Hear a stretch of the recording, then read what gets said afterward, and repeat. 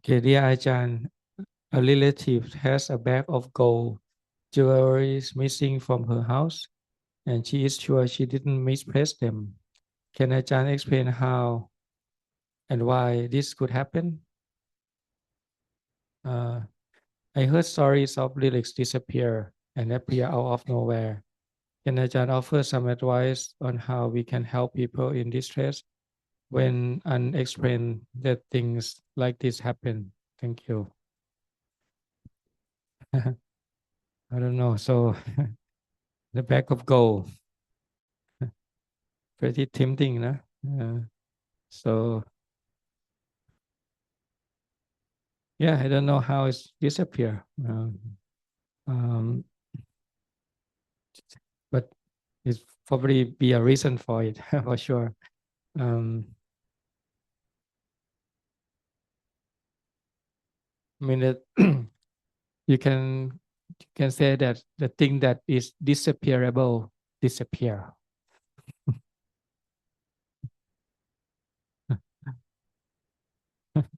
Because this thing is this disappearable, it's just external things. It's worldly thing. Sometimes you gain it and you lost it. This is for the worldly dhamma and the worldly dhamma. Yeah.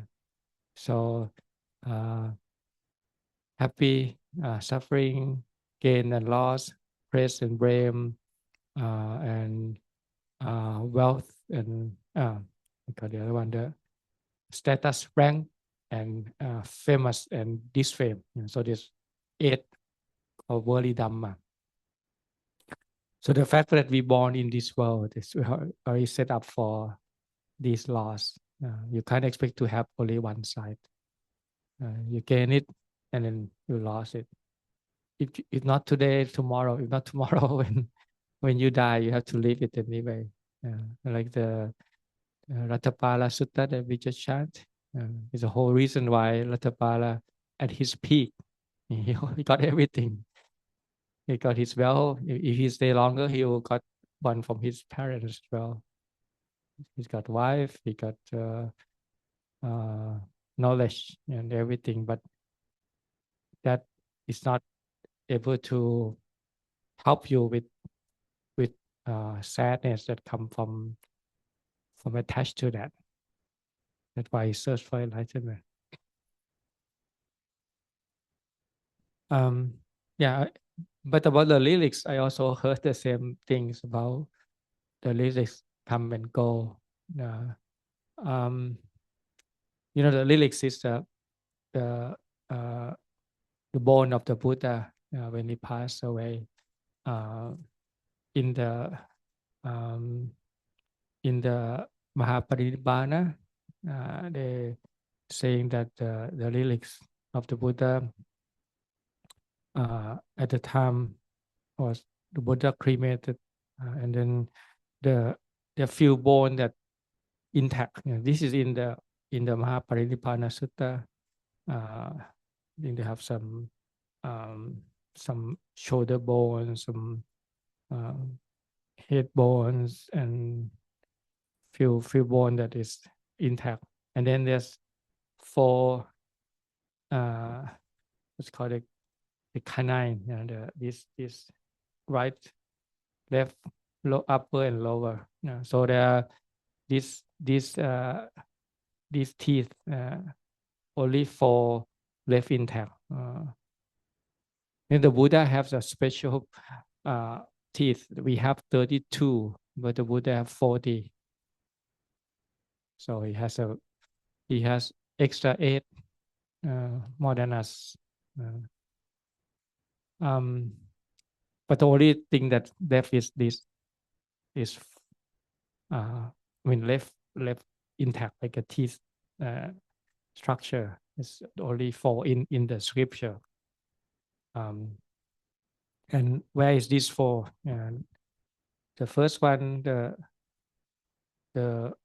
upper right, this one is in Tavatingsa, in the heaven of 33 God. The lower, the upper right, Tavatingsa, the lower right is in Sri Lanka, Kandy, the Tooth Relic Temple. In Sri Lanka, they're very proud of that.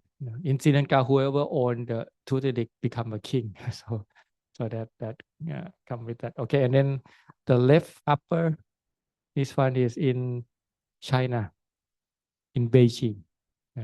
The and then the left lower is in Nagaland, underworld.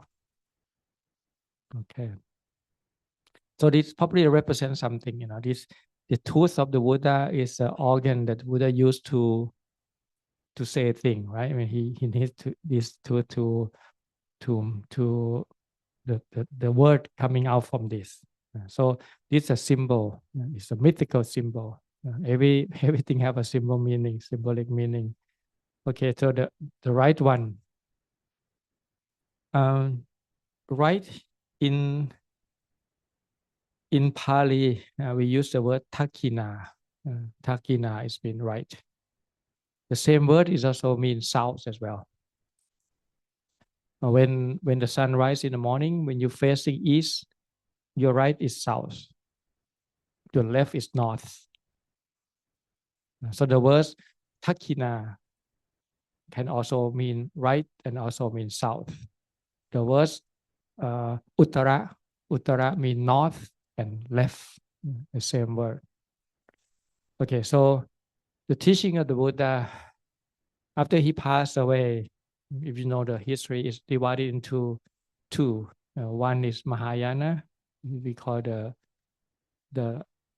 Acharya Vada, the word of the Ajahn, and the Theravada, the word of the elder. Thera here means the 500 Arahant with the Mahakassapa and Ananda is the first Sankhayana, the first recitation of the compile all the teaching. So we have the Theravada school and the Mahayana school. Theravada is considered the right because it's it's go down and spread in the south. The India. Later on, Buddha disappear from India, but it go down to Sri Lanka and establish there. It's become the strong foundation of the Theravada. If you study Sri Lanka culture and study, they're very proud that they're the flag of the Theravada. They have this Visuddhimagga, or this what we call the Vipassana, the analytical school. You can call it analytical school, the Pali tradition, the conservative one, the one that stick to the Vinaya, because of the consensus of the elder, the 500 Arahant in the first council, that even though the Buddha allowed to, Buddha said, okay, in the future, if all the Sangha agree, some minor rules, some minor Vinaya can be abandoned. He gives some permission, but the Sangha seem to be not able to come to what is the minor rules. So Mahakassapa decided, okay, if we can't even agree on that, why don't we just keep everything? Even the Buddha allow us to abandon some rule. He said, I propose that we keep all the rule as it is. So in the future, people know how to practice. And then all the 500 Arahant agree. So that's the origin of the word Theravada. Okay, so we follow this tradition where we keep everything. So that's why you can see all the monks, we do everything like the same type of robe, the same lifestyle. We go for arm, we still keep everything, Tudong Kawata and all these things. So we call this is the traditional school, and we stick to Pali, and we not change anything. We just freeze, keep it as it is. Mahayana, on the other hand, they say, okay, the Buddha allow us to change, so we just change. So it's a change, depend on the Acharya, depend on the Ajahn. So they modify some rule, they take away some, maybe they can't keep it, or maybe too difficult. because it spread to the north, to Silk Road, to China and all those things. So they sometimes it's very difficult because they not have any American tradition. So sometimes the monk end up have to plow the fields and make their own living. So you have the Mahayana form. So it's called the more kind of compared nowadays, probably what we call the more liberal interpretation, depend on time and place. And one Ajahn say, okay, we should do this. We can trace like this. Maybe it's too cold. We put some more warm clothes on. And so there's so many variety of factors that they have to change and adopt. Okay, so that's why the teeth of the Buddha when it's go is like this. The right one is go to the top one is go to the Tavatingsa, the heaven of 33 gods. Actually, this is where the Buddha, this is the place where the Buddha go and teach the Abhidhamma coming down. So these Tavatingsa represent the Abhidhamma and the whole philosophical under work, or you can call the Vipassana, the all analytical, very very tight Abhidhamma, including Visuddhimagga or commentary tradition. Everything is just ground on that, and it's prosper in Sri Lanka. That's why these two sides represent the right one, the conservative or Theravada. The left one, the upper one is go to, actually first it go to Kantara, where is a big India kingdom, but later on with war and everything is just moved to China, which is the place where all the Mahayana spread to Japan and Korea and Vietnam and all other places. And the lower left is in Nagaland, which is basically underground. It might come up anytime when who know where it is. It's just in the mythical somewhere. So the lyric have that kind of things in the commentary. The rest is kind of become different size. It can be the size of the small like a rice or beans. There's variety of very small and it's scattered all around. So sometimes it comes, sometimes it go. I don't know what happened. I hear a lot of that also in Wat Pananachan as well. Usually, if you have the relics and if you say doing the chanting regularly or sitting meditation with that, then sometimes it's come. It's increased. And if you're not doing this, sometimes you lost it. So that's a story that you hear. And yeah, but it's happened to me one time, so I can tell you about the story of my having obtained these lyrics. So last year in December, I was invited to join the what called the Tipitaka reciting month in India. They have every December, people will gather at the Pokaya around the Bodhi tree, and they have this for 20 years now. People come from all around the world. They do the recitation. They bring piece of Tipitaka and then take turn. Some year Thailand is the host. Some year Cambodia, Burmese, Sri Lanka. But this year, I mean, not last year, the India was the first time that they see the importance of it, and they decide to be hosts. So they invite monks, and they invite Longpo Sutham. Longpo Sutham is a very famous Thammayut monk. I don't know, Longta Mahabua. Longta Mahabua is very famous. After Longpo Man, Longta Mahabua is the one. He's a abbot of Wat Pa Bantat. And now he passed away. But Longpo Sutham is now the abbot of Wat Pa Bantat. So he was invited to India to give a teaching on meditation, And also I happen to be the translator, so I also follow him, and I also lead some chanting as well. The chanting I just to you, I composed the poem for the Parinibbana, because the year uh, is like I said the other day, is complete the cycle of the Buddha. The Buddha passed away on year Buddhist era 0, and he passed away on the year of snake. So every time the year of snake comes, is complete the cycle.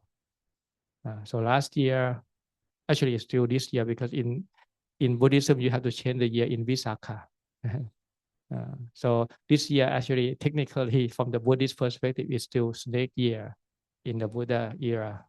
Okay, so how do you know it? You divide that by 12. If you divide that by 12, then it's a snake year. So if you divide 2,568 by 12, it's come to be like 216. So the Buddha passed away year of snake, and now 216 times it's come back to the year of snake. So that's why I like people to encourage people to chant the Mahaparinibbana Sutta, and maybe that the reason why I was invited there to chant this. So I basically translate for Luang Por, and then chanting this Nibbana Sutta, and then they offer the lyrics to me and Luang Por. So this is the first time they offer it from Bodh Gaya. Normally they don't give it anybody, so they offer to us. So we have these the lyrics, but it's very hectic. So a lot of people are very crowded. So they have a special ceremony. They put it very nice, like a stupa. JD is like a JD shape, so they put it there. We didn't see it because it's made of wood, so it's completely unseen. So we have to take it, and then they do the circumambulation, have a big festival, all these things. So it takes a very long time, and they also offer us a very heavy Buddha Rupa, which is very difficult to. It's overweight, so we have to negotiate with the airport. They don't want to send to us, back and forth many times, many call. So it's basically a long day, and actually they offer us the day that we recite, and then because we have to come back the next day for the ceremony, and because there's so many things in that event, so we decided, okay, we leave this stupa with the lyric inside. We just leave it there because we don't want it to carry back, and then we go back the next day to get it. So there are so many kind of event going on, and eventually when we get out on the plane, then I have a chance. Oh, now it's a time to look at the lyrics because I've been worked so hard to get these lyrics. So when I get to the plane, and then by the way, very interesting. I was in the plane. They moved me to the seat that I'm sit alone. Normally, and because I travel with Luang Por Sutham, I'm able to get into business class, which is normally I sit in business class. But not only that, in business class and also by myself. On the other side, they are full, but on my side, I'm the only one who sit there. So I said, oh, very nice. I'm the one who have this. Nobody see me, and I can kind of finally I can see what they offer to me. So I basically opened this stupa, and I look inside, and there's nothing there. And I was shocked. What happened? Are these kind of a scam or what? Like what's going on? They have all this the money. People come and take a photo, but then there's nothing there. And the first thing that come to my mind is like, you remember the Swencha when he go to India to get the Tipitaka, and he carry a lot of Tipitaka come, and when he come back, when he open it, everything is empty page. Like have that kind of that feelings of those, oh, it's come to like maybe it's a Sing Koan or something that they want to teach me. So I was very shocked, and so I make a call to to a friend of mine in Thailand, so because they also organized for reception, and they're gonna bring the monk to have a reception in Suvarnabhumi. When we land on it, they're gonna have a kind of, oh, this because they also give the certificate as well, so the authentic of this the lyrics. They have a certificate but no lyrics. So I called him and said, okay, this what happened. So the one she asked me, okay, who else know? I said, nobody. Because I'm the only one who know this. And she said, don't tell anybody.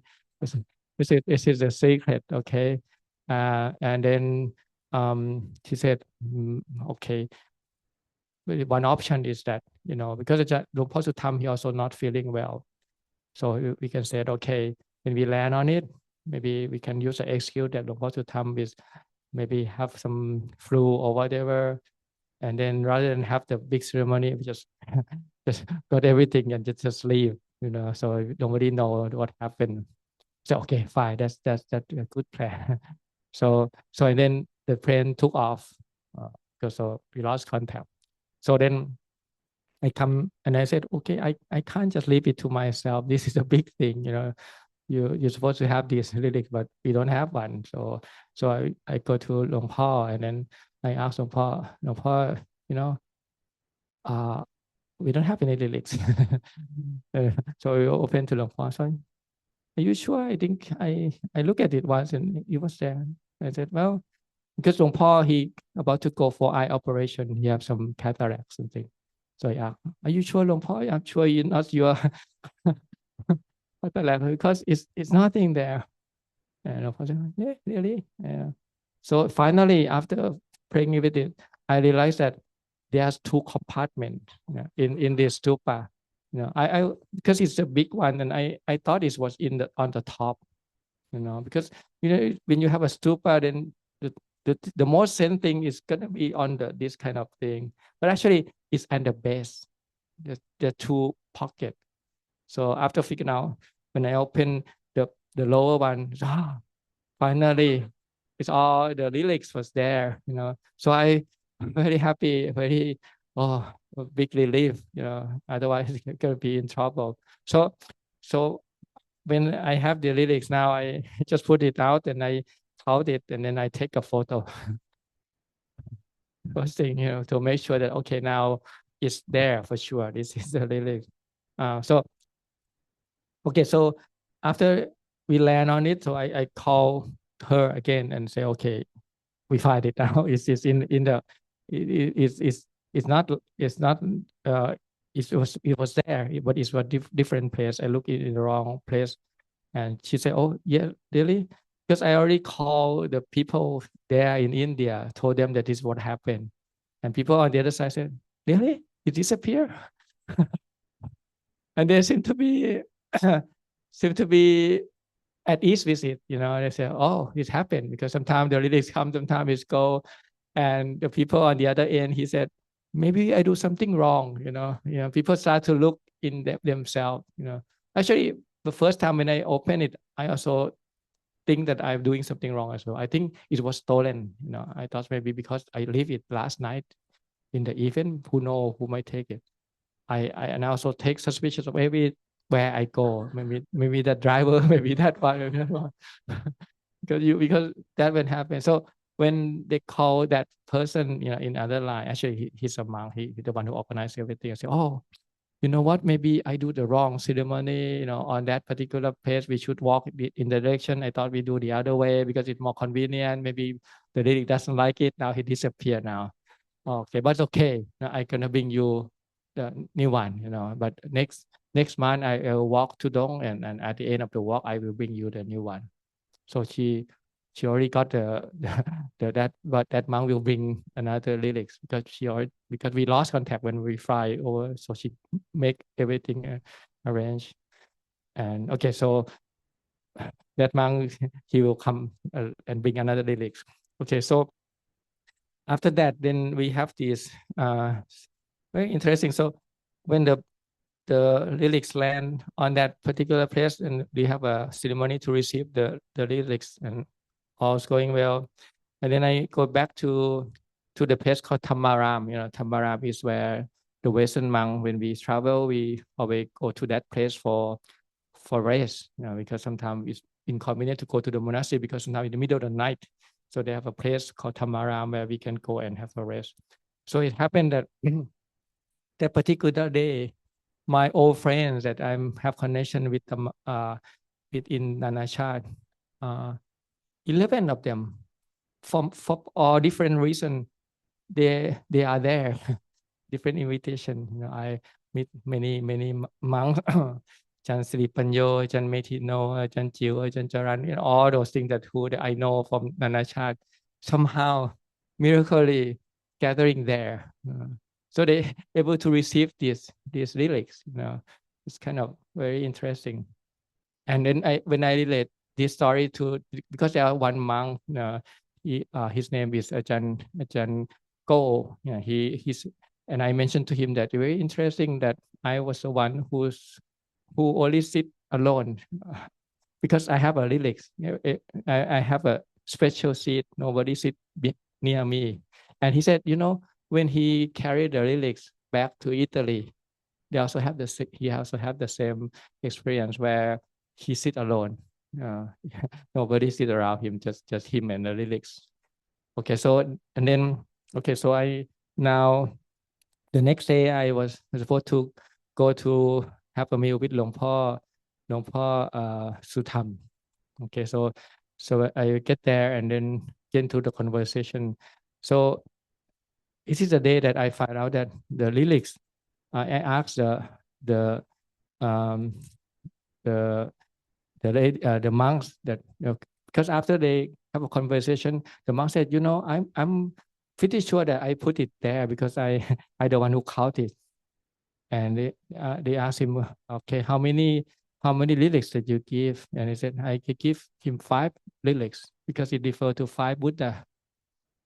Okay, so when I hear that it's 5 lyrics, I very interested because last night on the plane, because I take a photo, so I have to.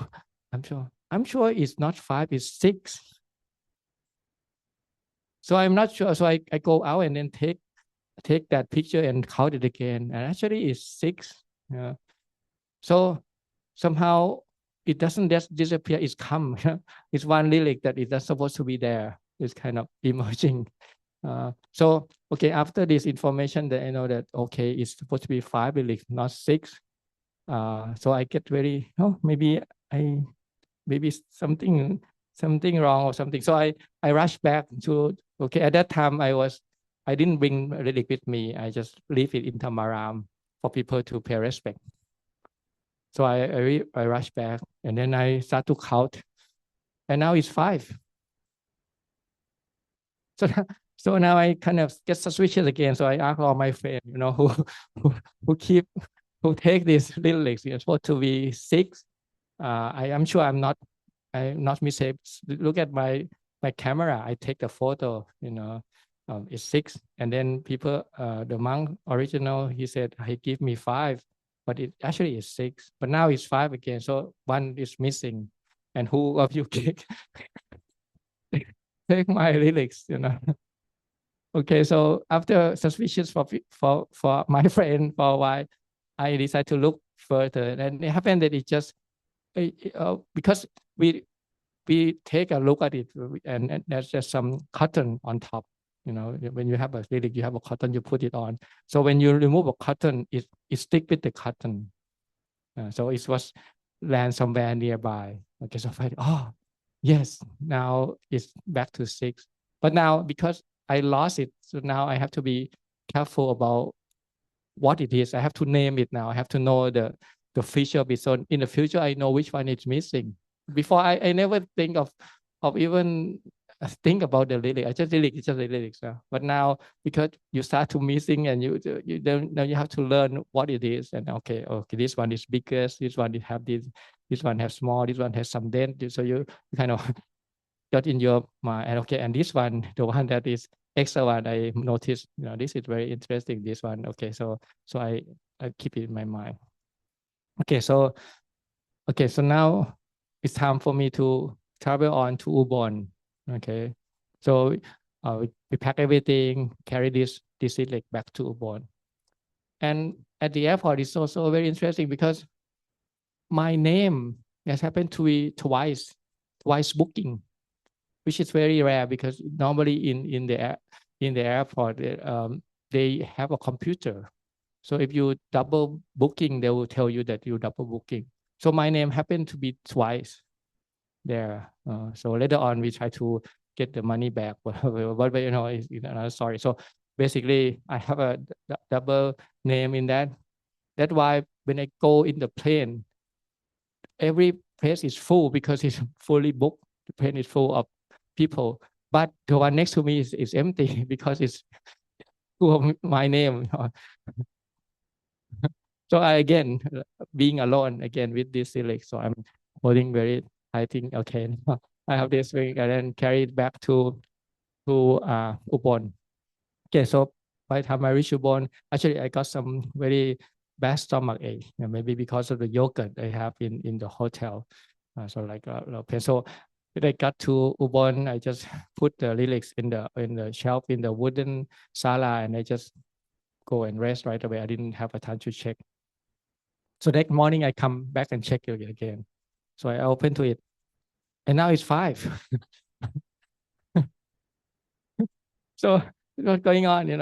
Back and forth. So now I look carefully, but actually, the one that is last time is kind of extra. This lyrics was hidden underneath because we have the red kind of cloth and the lyrics on it. And the 5 is on top of the 6 one is hiding underneath. And so this one, this small lyrics one is giving me problem. It's coming and going. So okay, so I mark a special, so I put it separate. So this is the 5 that they give me. This is the one who coming and going depend on. So okay, so this is what happened in my own experience. So I don't know, it's very interesting, and some you can call this extra ordinary things that happening along the line. And eventually the monk, a month later, he come, and because he thought that my lyrics was lost, so he bring another lyrics to offer. So now instead of 5 that he intentionally give me, now we have he bring another 3. So you can call the lyrics now start to come with just 5, and with him was extra 3, and that one that is just appear. So it's become 9 now. Okay, so now I name this lyric after the Noble Eightfold Path. You have a Samma Titti, Samma Sankappa, Samma Samma Vaja, Samma Kammanta, Samma Achiva, Samma Vayama, Samma Sati, Samma Samadhi, and then the last one, the one that come and go, you call it Samma Vimutti, the liberation. Because sometimes it come, sometimes it go. Vimutti is just keeping hiding around. So this is a story of the lyrics that I personally meet. I never, I just hear the story, but this didn't happen to me. So this lyric is now in Bullom, and we're gonna build the stupa, the JD to enshrine these lyrics in Bullom. So if you can, next time you go to Bullom, we haven't been anything yet because we prepare the ground. We're about to put the earth on it because it is low. Our land is next to the river, so we need to put it high on the high ground. But there's a wall, and the gas price is sky high, so all the work project have to be slowed down. So, but hopefully it will start. We're making two at the same time. Obosata Hall, which is already ongoing. We on the second floor by now, but the stupa, the JD, will be probably maybe sometime later when we have enough funding and so this is we're gonna enjoy this and gonna have this called the Julamadi JD. It's the same name as the JD in Tawatingsa called Julamani. Yes. Yeah. Mm. Mm. Mm. Yeah, Yu Yun she can show. Can put the yeah, you all can transfer to NDL account, and then we will sort it out, consolidate and transfer over. Yes, yes. Have to write Ajahn Dton Chedi. Yeah, because it's inside there is a lot of Chedi. Yeah. Okay. That's a long story about the lyrics, but yeah, I think it's very interesting.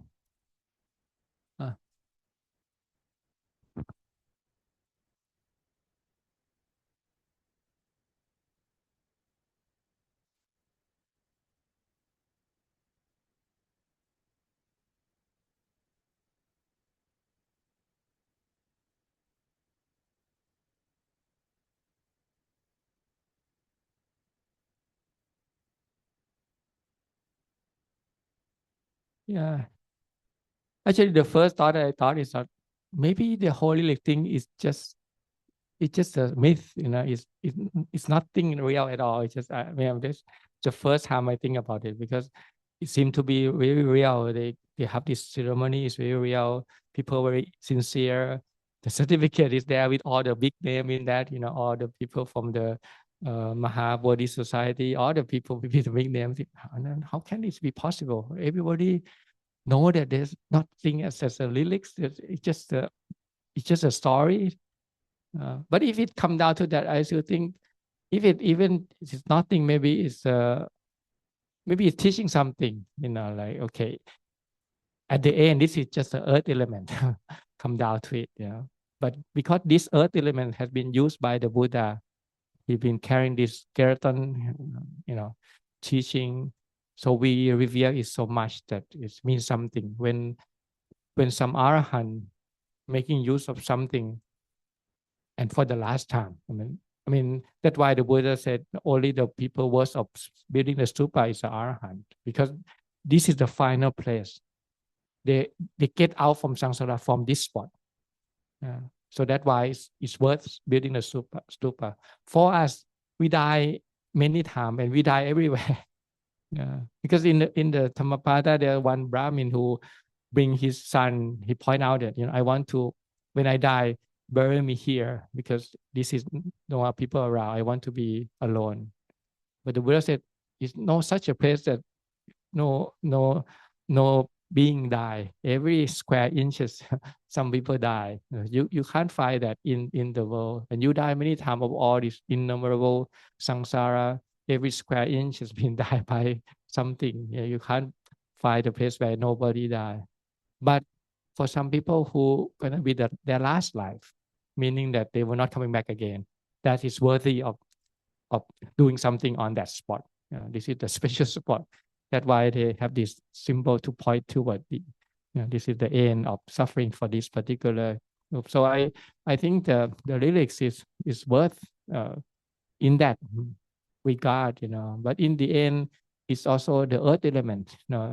See, it's very interesting. Like for the Westerner, the lyrics have to be like the bone to be more accurate. Like there was a archaeological discovery. They find these lyrics in India at the time when it was colonized by British, and at that time when they dig it up and saw this, and they say this is the bone of the Buddha, the whole lyrics.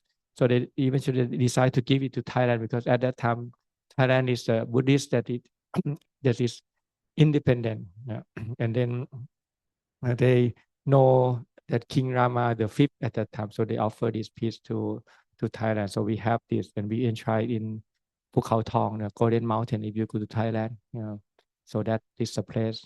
And later on, we have the lyric coming from this source. Two more. One is in Ajahn Kavesiko in Wat Sunanta, in Kanchanaburi, and another one Ajahn in Ratanavana. So we have three places where they have a relic from this source. Okay, so that is the lyrics that we have, the evidence saying that this is the bones of the Buddha. And I see the picture of that is pretty much like a bone, like the structure of the bone. Of course, it's very nice. It's kind of, but it's still the bone.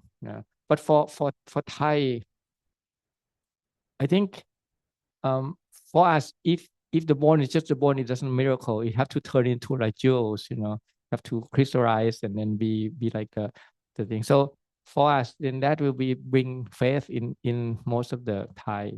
But for the Westerner, they probably think if it's a jewel, it's not the bone. For the Westerner to rise the faith is that is it the real bone? That means the Buddha is a real person. It's not just a mythical person. It's just who have the body, and this is the physical, the DNA of the Buddha. So I think for many people, they might see the same thing, but in different way, or expect different thing. For the Thai, we expect it to be like a gem, crystal-like, and for the Westerner, the more human-like, the more down to earth. So see the Buddha version, Western have to be more like a human, because they talking a lot about God and all things, so they want a human nice version. But for the Buddhists, we want to lift the position. We want to be him like a God, so he have to have a special power. But it's just the way of venerate. So we have the same common. Before I hear the story about that, about really coming and disappearing, but for me, I didn't think much about it until I have to have it, and then I see the importance of it, especially the one with faith, because it's very straightforward, and you just say, okay, this is the proof that the Buddha is a real person. If you don't have that, then it can be, the argument may be, who gonna be like the Buddha? Nobody. It's just a myth. The people create a story to make people do good. Actually, many people nowadays think like that. They think that the Buddha is not a real person. It's just a mythical thing that people just make up for. How can a real person give up their wife and kid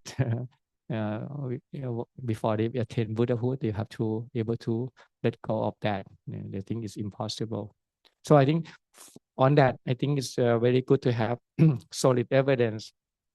And of course, whatever you're gonna believe. And there are also story about relics disappearing or coming. Now it's even sometimes happen with people who are non-Buddhist. I know the story about Ajahn, maybe Ajahn Pasanno mother or something. He was offered with the relics. So they're not Buddhist, so they're not really make anything about it. But then after a while, they go back and they check, it's kind of increasing. So now they become more believing. So I don't know. This story is just sorry until it happened to you, and maybe you can make sense of it. But I think it's at least for us, because we chanting every day, morning, evening chanting, and by having the focus of this chanting, I think anything that help making you do you good and you want to do more, and that probably helping you. If you have something that, this belong to the Buddha. And also it's many miracle thing happening as well, in terms of the thing, people that say that on that particular day that we come, and it's on the 8th of December. On that day, that because there's a monk who sitting meditate, we have the Thai temple near the Podkaya, And on that morning, the monk who sit meditate, he see the light coming out from the top of the Bokaya, to the up the line, to the sky. So he described it. So who know? I don't know what, maybe this thing, the miracle happened. We don't know, but we just keep. The story about the light coming with the lyrics is very common. People, uh, when you have a lyric there, people meditate more. Of course, when people meditate more, the deva, if they want to do anything, they probably want to come and listen too. So you have many light in the sky. So I think that is the story about lyrics that I want to share about you. Okay, so before we can move on to the next one. How can a lay practitioner practice mindfulness of body in daily life outside of meditation? You can see the meditation here. It don't need to be so deep meditation. Normally when we talk about the samadhi, there's so many levels of samadhi. The samadhi that you need to contemplate the body is just, you can call the khanika samadhi, the momentary peacefulness of mind, which you can get that anytime. Say when you read the book, when you have to understand the meaning of it, then you need the momentary concentration. When your hindrances it can be suppressed, even momentary, you can use that moment for contemplate the body, which is don't require much. You can do it like in the morning, the first thing you wake up. You can look at what you call this face in the mirror, and you can see Asupa right there, right? Who's that? Who's this guy? Who doesn't, very oily face, maybe the saliva coming out. It's just Asupa. This is the thing. And when you eat, you can contemplate on uh, the food. We have a chanting that actually we're supposed to do it every day. Contemplate the food, and the food is actually the food is clean, but it's when it touch this rotten body, it's become unclean, right? It become feces, become urine. So the spoiler is us, the one who spoil the thing, make it dirty, right? We the one who create all these things. The food itself is okay. So you can contemplate that every moment. Look at because actually the fact that body is disgusting and it's unattractive is there all the time. Only we try to ignore it. Nowadays, so many application, many filter. You hardly see yourself as yourself. You also see yourself with some other picture. I tell you story of in the plane when I land. There was the lady sit in front of me. Uh, and when we land, she put the cell phone and selfie herself, and maybe she send it to somebody else. But because I sit in the back, I can see her. I say, oh, she was really beautiful. This must be the movie star or something. I saw her in her phone. So after that, we kind of line up to walk out, and then so I said, may I look at her again, go back, and when I pass her, I look back, totally different person. Okay, you have a filter in the phone who can make you very, very nice, but we come, is it the same one?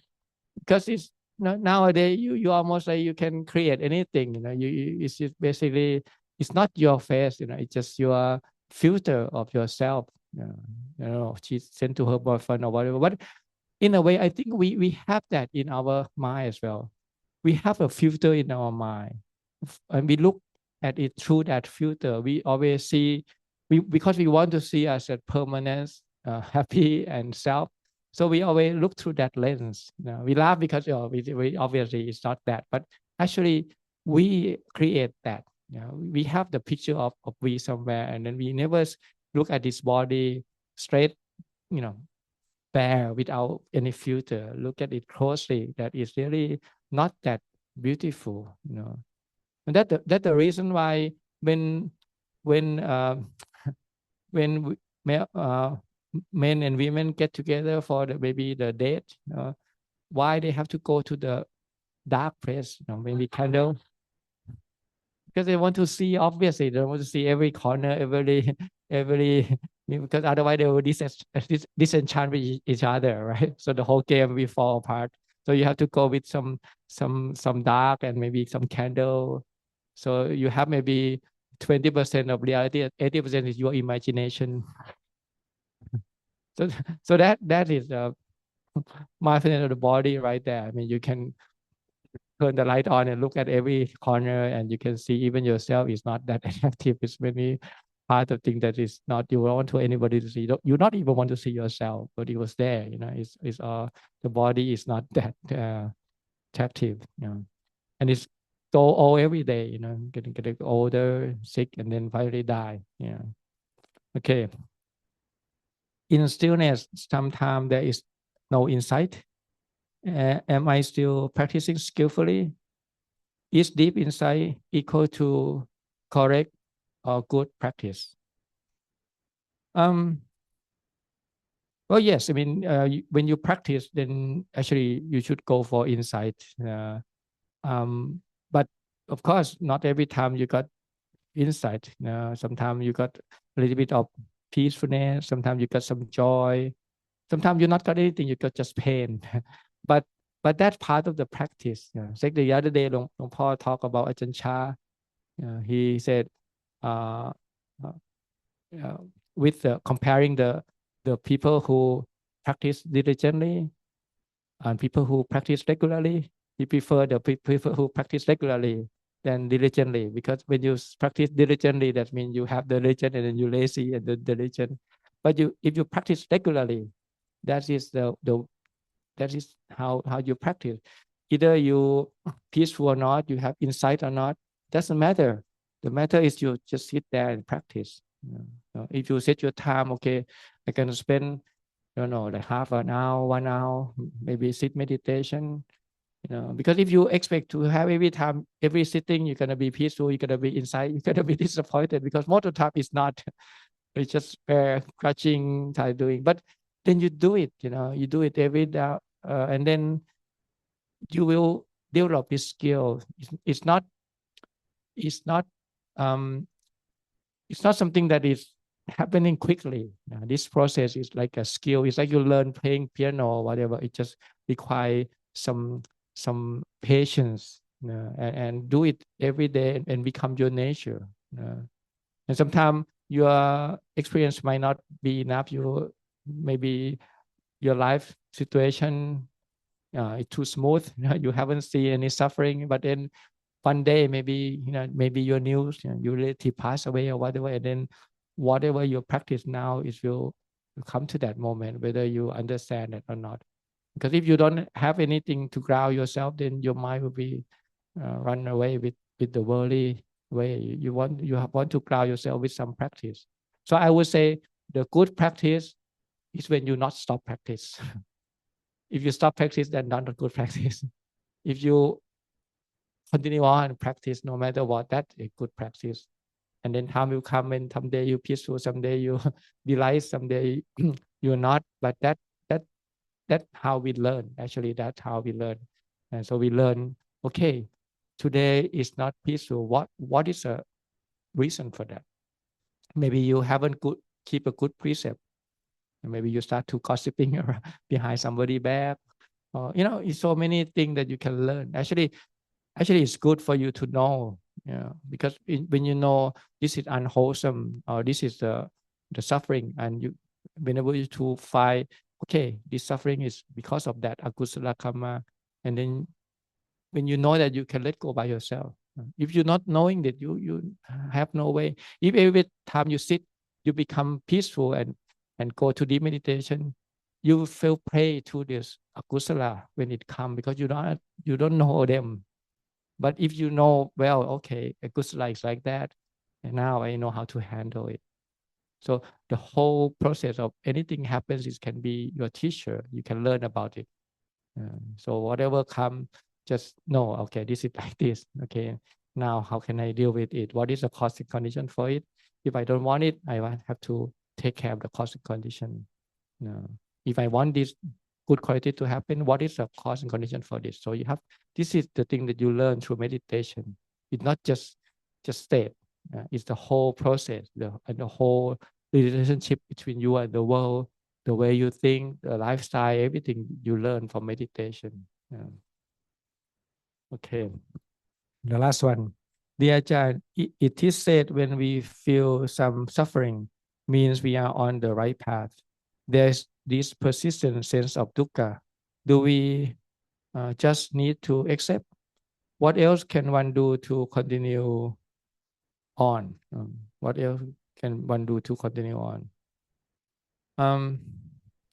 Yeah, I mean, the suffering, that's why it's the first noble truth. You have to understand the suffering first, but it's not stop there. You have to find the source. What is the cause and condition for that? And then, and if you if you are Buddhist, then you have a faith in Buddhist, in the Buddha, that there's an end to it, the end to the cause of suffering, and the path toward that is the Noble Eightfold Path. So, yeah, I mean, dukkha is one thing, but then there are the cause of suffering that you have to abandon. Dukkha, you have to know, right? Cause of suffering, you have to abandon. The cessation, in this case, cessation of the cause of suffering, you have to realize. And the makkha, the Noble Eightfold Path, you have to cultivate.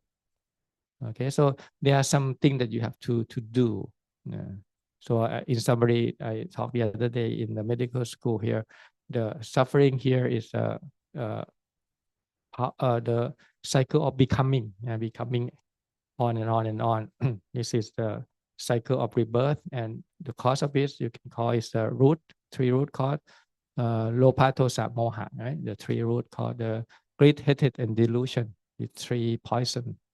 And this one is the end, the okay thing is nirodha. And then this is the sila, samadhi, panya, which is noble eightfold path, summarized to three. So sila is for tosa. Sila is for tosa. Samadhi is for lopa, and panya is for moha. So one is counteract each other. Okay, so when you have sila, samadhi, panya, you can pull the basically you yourself out from the dukkha to the nirodha, to the end of suffering. Okay, so you have the duty toward the Four Noble Truths that you have to do. So do not just accept suffering. That is very desperate, right? If there are no way out, then you just have to be, oh, there's no way out. Everything is suffering. No, they have a cause, and you can abandon the cause. That very optimistic in the way that is a right at the end of the tunnel. If you abandon the cause, then you can reach the nibbana, the end of suffering. Or actually, all you have to do is a Noble Eightfold Path. So the more you do Noble Eightfold Path, the more realization, the less the tanha, the craving. So that because you cut down the cause of suffering. Okay, next one. I'm trying to understand the diversity within the Buddhist path. From your perspective, what are the key differences between Theravada and Mahayana regarding the practice, principle, and meditation?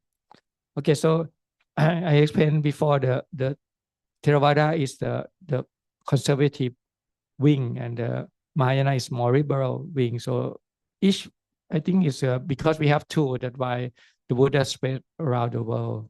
I think if it up to the Theravada, it's probably long gone because it's quite difficult. It's mainly for monastic, and it's quite straightforward. But it's require a lot of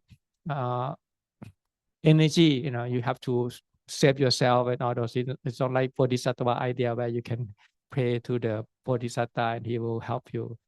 Most people they're not want to think. They want to outsource their thinking.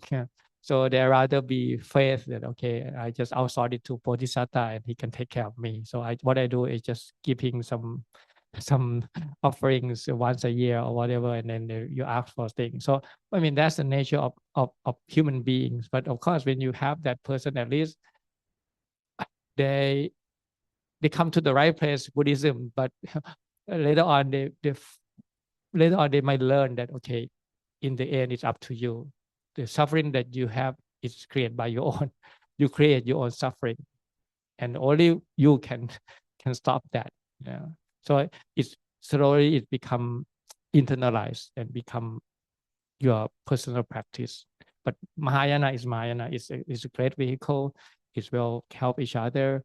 But if you look at it deeply, I mean, it's for me, it's difficult. Like when you have a bodhisattva vow, say, I will not leave the samsara until all beings in the hell go first. Can it be possible? Even the Buddha can't do that, right? I mean, this is a high vow. I mean, it's very inspiring if anybody want to take that vow. But in practically, I don't know that it's gonna be true. It's just a very, very, um, very high vow. And people who have that, I really admire that. I tell you a story about this. There's the monk. He's an arahant, and he have a psychic power, so he can read the mind. Okay, so they walk Pintapat together. So he leading in front, and then all these monks, and then follow last is a little novice. Okay, and little walk along the monks, and he was thinking around, and he see all this, and say, oh, and he saw one of the Buddha, and say, oh, so inspiring. I want to be a Buddha. This is a thought happened in the novice. And the Arahant in the front, he realized because he know everybody thought, he said, oh, this novice, very inspiring. He want to be a Buddha, next Buddha. So he come back and say, he invite the novice to, please, you can walk in front. With this inspiration, you can be the first one who walks. So the novice kind of walk in front of the Arahant and all those things, very happy. And then after you walk for a while, he got this pain, the ball is very heavy. I said, oh, so difficult, If you're the Buddha, you have to do this and this and this. You have to carry this. You have a lot of burden. Oh, maybe I shouldn't do that. So now the Arahant in the back, he also read the mind. Now he comes and says, novice, come here, going back again. So you can see this story is very clear that sometimes you have this inspiration, I want to be a Buddha, but actually, do you know how much it takes to be a Buddha? How many lifetimes? The people who want to be a Buddha, you have to be your ability. You have to able to gain 5 jhana. You are very smart. Okay, if you want, you can get Arahant at that life, but because you meet the Buddha, so you don't want to go, you don't want to exit samsara, even though you have everything equipped to get out. But because you want to be a Buddha now, so you make the determination, okay, rather than this life will be my last life because I have everything ready to go. But I'm inspired to be a Buddha now. So I change my direction. I don't want to be just Arahant. I just want to take other people with me. So from that day, he have to spend another 4 innumerable eons and 100,000 kappa to perfect himself. Okay, well, maybe some of you might want to do that. That very inspiring. If you can do that, I think probably need millions of those people, and then it might boil down to just 1 or 2 that left after a long task. So I think it's a path that is very long. And if the next Buddha come, he's gonna teach the same thing. He teach the 4 noble truths, noble eightfold path, everything. See, so I don't know why you see some people want to see the next Buddha. I mean, what happened to the Buddha now? He gonna teach the same things. So yeah, I think it's safer to get out. Because the Buddha, all he tried to teach is just he just point out to this, and he do it for you, and you can take that. You don't have to go all the way back to him. What Cha said is like a garden. the Buddha already planted the tree. You just pick the fruit and eat. You don't have to go and then plant. Oh, I like this garden. I go and then do my own garden. It's gonna be a long time before everything bear fruit. You just it's everything is already ready for you. You just take it. The Buddha do a lot of hard work for you. So I think that's maybe that's why I'm Theravada, because I think it makes a lot of sense to see when you study something. The first thing is that you want to find out in the world and anybody who already did this thing. You're not the first person who do this, right? So you want to speed thing up. You don't want to go back to do everything from scratch, right? You want to jump to the whatever cutting edge understanding at that moment. In the same way with the Dhamma. I mean, the Buddha is already there, all the Dhamma, everything is already there. You just go and study Gautama Buddha. Why you have to be waiting for the next one? He's gonna teach the same thing, because it's only for noble eightfold path. It's no other way. Yeah. So yeah, I think it's my take on that. But if you think you want to be Buddha, then yeah, I'm very respect that intention. Yeah, hope you keep up with that. Yeah, we need that. So in the future, maybe one or two of you, and maybe the next will be the next Buddha. Yeah, so yeah, you can help the next generation down the line. That would be great too. So you can help many people. Okay, so maybe that's the end of this question. Sadhu, sadhu, sadhu.